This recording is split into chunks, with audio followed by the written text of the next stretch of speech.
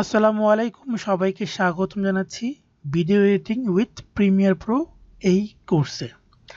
তো আমরা software install করার পর আমরা আজকে সফটওয়্যারটা সাথে ইন্ট্রোডিউস করিব এবং সফটওয়্যারের ইন্টারফেসগুলো কেমন সেগুলো দেখব।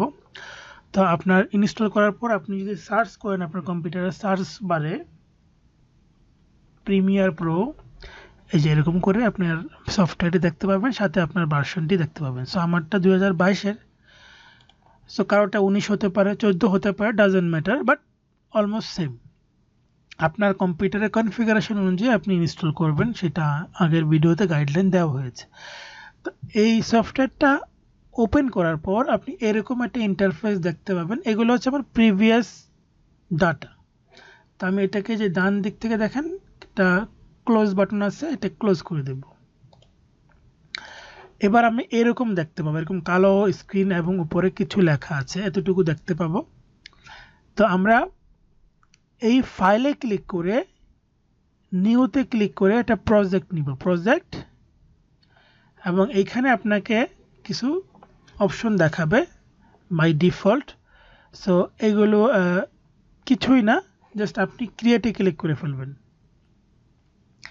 ক্রিয়েট ক্লিক করে ফেললে, অথবা এই ডান দিক থেকে আপনি এইখানে কিছু সিকোয়েন্স দেখতে পাবেন, সিকোয়েন্স 1, মানে সিকোয়েন্স 1 নামে সেভ হবে, এবং প্রজেক্ট লোকেশন, আপনার লোকেশনটা কোথায়, অর্থাৎ এই যে প্রজেক্টটা আপনি নিচ্ছেন, ধরেন যে আপনি একটা ভিডিও এডিট করবেন, তো এই ভিডিও এডিট করবেন, এইটাই একটা প্রজেক্ট।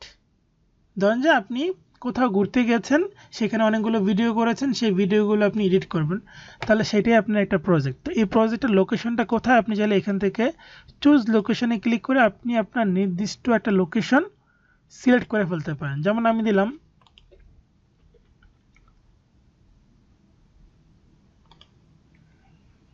ধরেন যে এখানে আমি একটা নতুন আমার ডি ড্রাইভে বা আমি ইএফ ড্রাইভে একটা ফোল্ডার তৈরি করলাম, যে ভিডিও এডিটিং কোর্স, এইটা দিয়ে আমি সিলেক্ট ফোল্ডার করলাম, তাহলে আমার ফোল্ডারটি কোথায়, ওখানে কিন্তু সেভ হয়ে গেল। এবার আমি ক্রিয়েটে ক্লিক করলে দেখেন আমার লোকেশন কোথায়। সো এইগুলো কিন্তু ইম্পর্টেন্ট। অনেক সময় ভিডিও এডিট করি, কিন্তু ভিডিওর ফাইলটা পরবর্তী সময় খুঁজে পেতে পারি না, যে কোথায় রাখলাম। তো এই জন্য এগুলো কিন্তু শুরুতে ইম্পর্টেন্ট। এবং প্রজেক্টের নামটা কি, ধরেন যে প্রজেক্টের নাম সাপোজ আমি দিলাম ক্লাস 2, দেন আমি ক্রিয়েটে ক্লিক করলাম, তাহলে আমার সব কিছু ফাইনাল।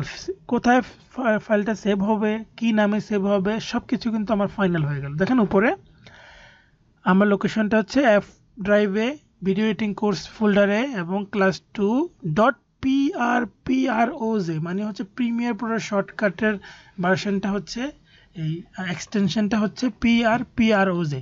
ওকে, এবার আমরা ইন্টারফেসের সাথে পরিচয় করব আজকে। তো ইন্টারফেসটা হচ্ছে এই বাম পাশে, এই যে ইফেক্ট কন্ট্রোল, অর্থাৎ আপনি যদি কোনো ভিডিও এখানে ইম্পোর্ট করেন,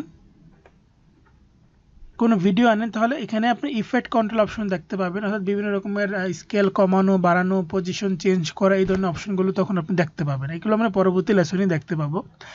এখানে হচ্ছে ইম্পোর্ট মিডিয়া, অর্থাৎ আপনি যে ভিডিওগুলো নিয়ে এডিট করবেন, সেই ভিডিওগুলো এখানে ইম্পোর্ট করতে পারবেন। আর এইটা হচ্ছে টাইমলাইন, মানে ভিডিওটা ইম্পোর্ট করার পর ভিডিওটা আপনি এইখানে দেখাবে। জাস্ট আমি একটা এক্সাম্পল দিয়ে আমি দেখাচ্ছি। একটা ভিডিও আমি ইম্পোর্ট করলাম, এখানে নিয়ে আসলাম, এই ভিডিওটা সিলেক্ট করে, এখন ভিডিওটা সিলেক্ট করলে আমি এখানে ইফেক্ট কন্ট্রোল অপশনগুলো, যে পজিশন, স্কেল দেখতে পাচ্ছি। পাশাপাশি এইটা হচ্ছে আমার টাইমলাইন, এই দেখেন এই টাইমলাইনে ভিডিওটা প্লে হয়, এবং আমরা স্পেস বার প্রেস করে এরকম করে এটাকে এভাবে প্লে করতে পারি। আর এই পাশ থেকে আমরা বিভিন্ন রকমের ট্যাগস অ্যাড করতে পারি। তারপর হচ্ছে আমরা উইন্ডো থেকে গেলে ওয়ার্ক প্লেস অল প্যানেলে ক্লিক করলে আপনি সবগুলো প্যানেল দেখতে পাবেন একসাথে। সবগুলো প্যানেল বলতে কি, যে আপনার যে এজেন্সিয়াল গ্রাফিক্স, সাউন্ড, কালার, তারপরে বিভিন্ন যে বিষয়গুলো আছে একটা ভিডিও এডিট করার ক্ষেত্রে যে বিষয়গুলো দরকার হয়, সেই সবগুলো প্যানেল এখানে পাবেন। তবে আমরা সবগুলো প্যানেল এভাবে আনবো না, আমরা হচ্ছে যে এদিক থেকে ধরেন যে আমরা যখন আমরা ভিডিও এডিট করতেছি তখন আমরা অ্যাসেম্বলিতে থাকবো। অ্যাসেম্বলি থাকলে তখন আমরা যে ভিডিও দেখব, টাইমলাইন দেখব এবং ভিডিওটা এখান থেকে কাটিং করব টুলসগুলো ব্যবহার করে। আর যদি আমরা এদিক থেকে কোনো কালার নিয়ে কাজ করি তখন কালার অপশনটা সিলেক্ট করব, তাহলে স্পেশালি আমরা কালার অপশনগুলো বেশি দেখতে পাবো। আর আমরা যখন ধরেন যে টোটাল ওভারঅল দেখতে চাইবো তখন এডিটিং ক্লিক করব, তখন সব কিছু আপনি একসাথে দেখতে পাবেন। সো এই এডিটিং মেথডটাই বেশিরভাগ থাকবে। আর এর বাহিরে যেগুলো বললাম কালার, অডিও নিয়ে কাজ করছিল, শুধু অডিওটা সিলেক্ট করবেন, তাহলে অডিও অপশনগুলো বেশ ভালো করে আপনি পাবেন। এই হচ্ছে ইন্টারফেস। তো এই ইন্টারফেসটা এভাবে রাখবে। যদি কোনো কারণে আপনার ইন্টারফেসে অসুবিধা হয়ে যায় তাহলে এই ওয়ার্ক প্লেসে ক্লিক করে আপনি এদিক থেকে রিসেট টু সেভ লেআউট এখানে ক্লিক করে দেন, তাহলে লেআউটটা রিসেট হয়ে যাবে। তো এইভাবে হচ্ছে আমরা এগুলোকে ব্যবহার করব এবং পরবর্তী লেসন দেখার আমন্ত্রণ হলো। আসসালামু আলাইকুম, আল্লাহ হাফিজ।